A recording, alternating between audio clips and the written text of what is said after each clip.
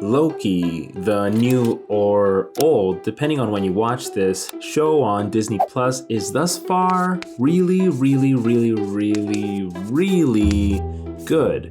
And it's kind of taken me down this rabbit hole. What makes us free? What is God? And how do we meet them? And perhaps most importantly, is Loki the avatar of a Hegelian god? If these questions sound ridiculous, I don't blame you for thinking that. I mean, they kind of are. Why can't I just enjoy Loki and let things lie? Real quick, while I don't intend to spoil the show on purpose, I also won't be avoiding spoilers. So if you haven't seen the show yet, I recommend you subscribe, watch it, and come back. Please confirm to your knowledge that you are not a fully robotic being. We're born an organic creature and do in fact possess what many cultures would call a soul. What? To my knowledge? Do a lot of people not know if they're robots? Before we can answer our rivetingly pointless questions, first let me introduce you to the man whose name rhymes with bagel, Hegel. He had lots to say, but for this video, we're gonna focus on his ideas on freedom and God. So if you ask Google what freedom is, it'll spit back that freedom is the power or right to act, speak, or think as one wants without hindrance or restraint.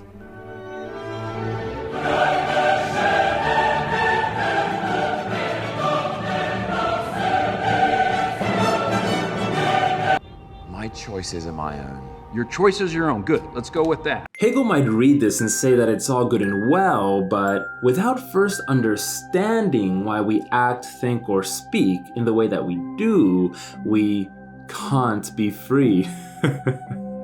I apologize. Without much thought, our actions are supremely dependent on the time we're born into, where we are, and what has influenced us, either consciously or subconsciously. Like the amazing coffee shop just down the road that has really good branding, or maybe you just really like cool journals and you're not quite sure why. Absolutely not, you have the wrong person. Oh, really? And who should we have? I suspect the Avengers. You see, I only came into possession of the Tesseract because they traveled through time. Well, to Hegel, freedom only truly happens when one has a total understanding of themselves. One of the central themes to episode 1, something Loki begins to demonstrate as the first episode closes, and no doubt will continue to experience as the show progresses. I don't enjoy hurting people. Okay, explain that to me. It's part of the illusion. It's the cruel, elaborate trick conjured by the weak to inspire fear. The desperate play for control. You do know yourself.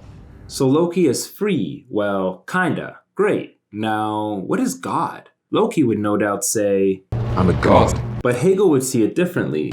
He said that while most people see God as an omniscient, omnipotent being, God can't be a being because this would limit them in some way and contradict their infiniteness. Instead, to Hegel, God is the process of self-determination imbued in the cosmos. That's here. That's home. That's us. He thinks we aren't real. Not like in some empirical sense, real in a more self-deterministic kind of way. Like if you've ever said, man, they're for real, or this guy's for real, containing some authentic quality. He explains this in 2 main points. First, the more self-determined a thing is, as in the less it relies on the existence of other finite things around it, the more real it is. The more that a thing is a product of its circumstances, the less real it is. For example, I probably love really cool journals because of Indiana Jones, among other less obvious reasons, such as really cool journals existing in the first place. Or forget that, this is all predicated on the fact that writing was invented and preserved up to and including the time that I live in. You get it. And second, we can actually experience varying degrees of this realness in those moments when we question why we think the way that we do. When you glimpse past that thick veil of the universe and see for yourself what you truly are. A tiny, microbial YouTube channel under a vast YouTube algorithm. Please like and subscribe. Just another Loki variant escaping the sacred timeline. It's here that Loki, according to Hegel, would be closest to God.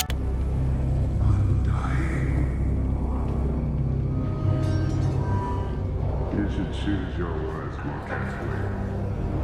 I think perhaps I've taken this angle too far, but I mean, I just couldn't help but watch Loki, this scene in particular, and constantly wonder, is Loki the avatar of a Hegelian god? I just don't know. I've probably overthought this way more than I needed to, but one thing's for sure, this show definitely has a lot to offer, whether you over-dissect it or not. If you enjoyed the video, consider subscribing. Next we'll be covering the second part of Lupin, so definitely check that out. And I'll see you guys next time.